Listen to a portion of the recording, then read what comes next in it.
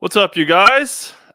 Injury showtime by myself. Mark Dankenberg had some hemp internet issues in Colorado, so I'm just going to hit this solo in a pretty quick edition. Going to talk a lot about Mike Conley. We've got game 6 on tap in Minnesota as the Wolves try to preserve their season here. It's just one injury we're going to talk about. I'm going to try to cover all the angles. I got a lot of good quotes to pull up here, so it should be a pretty quick show after we spoiled you guys with the almost hour show yesterday so we're kind of keeping it even here, right? We went 3 yesterday and we're kind of bringing the average back down to 2 today. So yeah, I got the goods here, so I'm going to do a little bit of both here, get you guys prepped for the upcoming one game slate here. Let's just jump into it. Let's talk about Mike Conley. He was present at shoot around and he did have a starter's jersey on. Pretty noteworthy here. That was from one of their beats, and we do have visual confirmation of Nikhil Alexander-Walker not in a starter's jersey. So, based on what we've seen, it looks like we're going to get Mike Conley back. He did have his calf wrapped. If you noticed the injury report yesterday, he changed from Achilles soreness to a soleus strain. This is the same soleus muscle that has kept Kristaps Porzingis.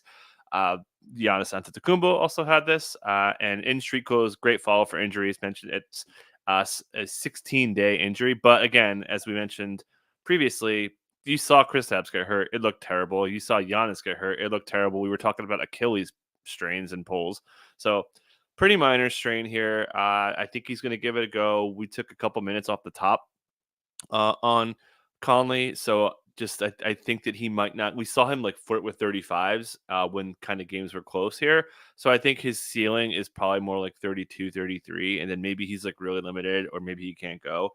So I would be pretty cautious on like counting on Mike Conley here.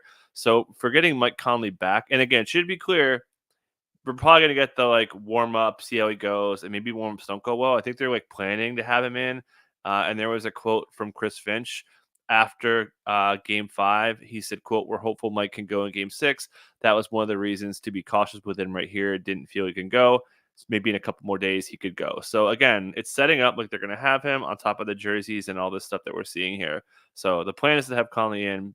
Plans sometimes don't go great, especially when your point guard is of his age with a soft tissue injury in his leg. That's pretty scary. So on top of the obvious to kill Alexander Walker going to the bench if that happens, and obviously he would start again. I could talk a little bit about that because I think Monty Morris made a case for minutes. I thought, especially if they're going to trap Ant, and I've said this a couple times in the content now, I think that there's a chance that the Nuggets woke up for game 5 thinking that they weren't going to like overly trap Ant, and then they find out Mike Conley is questionable and then eventually out. They're like, oh, okay, let's turn up that adjustment all the way because they just can't play out of it. They don't have the playmaking in the secondary offense without Mike Conley there. So again, I think that the trap stuff could be pushed down on Ant, and then also that could also push up Monte Morris. And I think that expense. So like again, if Conley's in, obviously the starters are going to be that Nas in, Nas is in. That's 7 in my opinion. I honestly think the 8th man is more likely to be Monte Morris than it is Kyle Anderson. Kyle Anderson can't play, man. He's getting killed on defense. He's too slow for their offense. He's hurting their spacing on offense. Their spacing is already bad enough, especially if they're going to trap Ant. He doesn't help you there. So I think Slow-Mo's dead. We're having a pretty big minutes debate on his minutes. I feel like he's like 35, 40, 50%, maybe 60% dead. He just doesn't give anything here. The only times we've seen him do anything was because, Conley was out for the last game. They needed to fill minutes. And then the Gobert game. Again, without Gobert, it's just a different animal. So we know Gobert is going to play. I'm not going to talk too much about that overall. So, yeah, I think that's kind of where we're at minutes-wise with Mike Conley here. And then, Cat should note he was dinged up. We saw him hobble around. He went to the bike. He said at shoot around today that he's going to play. Don't even worry about it. Had a starter's jersey on as well. So Cat's a go. Obviously not listed either. And then, yeah, we could get, 46. I wouldn't be shocked if Ant plays the whole game. Dink and I talked about it on the podcast. Should be up pretty soon. That we think they have to take Ant off Jamal. Like, don't do that. You're going to wear him down so much. He's seen this trap before. He saw it for most of the Phoenix series, and it didn't matter because he had enough energy to pass out of the trap and then go get the ball back. Like, I don't think he had enough energy to guard Jamal and then go get the ball back and then run the offense again that they did so well in the Phoenix series. So yeah, I think that mostly covers that side. Going to the Denver side here, we've got, again, Jamal questionable. Looked great. Obviously, the stats weren't very good. And as I mentioned, I thought Ant Edwards did a pretty good job on him, along with Non, Jaden, and all the length. But I thought he had some pop. I thought he moved around really well. I thought his defense was a little bit better than normal. He just didn't really have his shot going and didn't really have the usage, because who needs usage when you have Nikola Jokic going absolutely ham here? So yeah, I feel pretty good about Jamal's minutes. Maybe he hits 40 overall, and then Aaron Gordon's just absolute stud muffin, going off every game. Christian Brown again did close over MPJ. That's been a thing.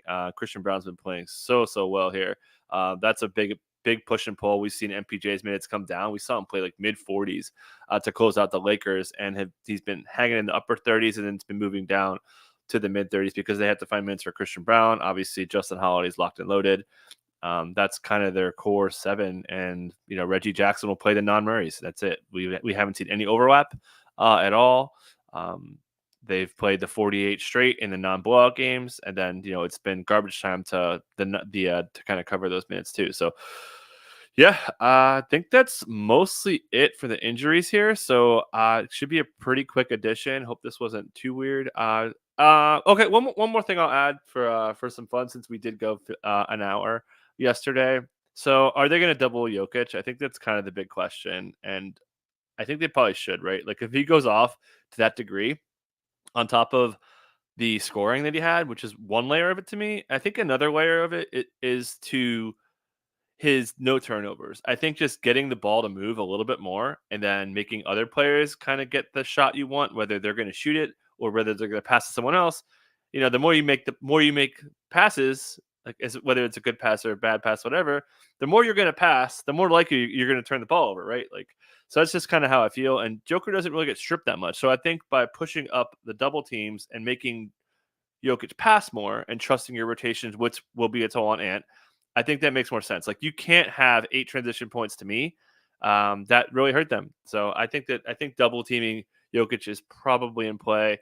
And then, as we mentioned, I don't think you could put Ant-Man on Jamal. Just can't do it. Like, you got to save him for offense. Your offense has been like, okay.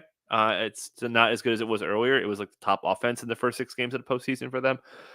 But yeah, all right, so I think that's gonna do it for today. Showdown time. I actually like Showdown. It's been pretty fun. It's gonna be a little bit tight today because I think, as we mentioned, I think the slow mo Monty Morris is kind of something we'll be talking about later, and then some of the other stuff with the Nuggets. But we know what the Nuggets are. Like, Peyton Watson's not going to play, so should be fun. I think talking about the building a lineup that's like full of the Jokic double team stuff could be a lot of fun there. So yeah, that's gonna do it for today. Hey, 10 minutes talking about myself about one injury should be fun here. Really excited for this game. I'm hoping we get a game 7 for this one. We got one series in the books. Excited for the game tomorrow. One game slate. We'll be back. I think he'll be on, assuming his internet is good. But yeah, I want to shout you guys for pushing up the subscribers. We're getting close. We're like getting 35, 40 away. So, hey, tell a friend, hey, you're talking ball. Like, hey, do you listen to the Establishment NBA Injury Show? You should check it out. So we appreciate it, everyone out there. We want to get to our goal here, as I mentioned on the pod. Don't make Dink and me go out there and panhandle for subscriptions and be like on corners, like, hey, subscribe to my podcast with like a little cup. But okay, so appreciate you guys again. Gonna get out of here on that, and we'll catch you guys on the show later behind the paywall with me and Dink. And that's it. Thanks again, guys.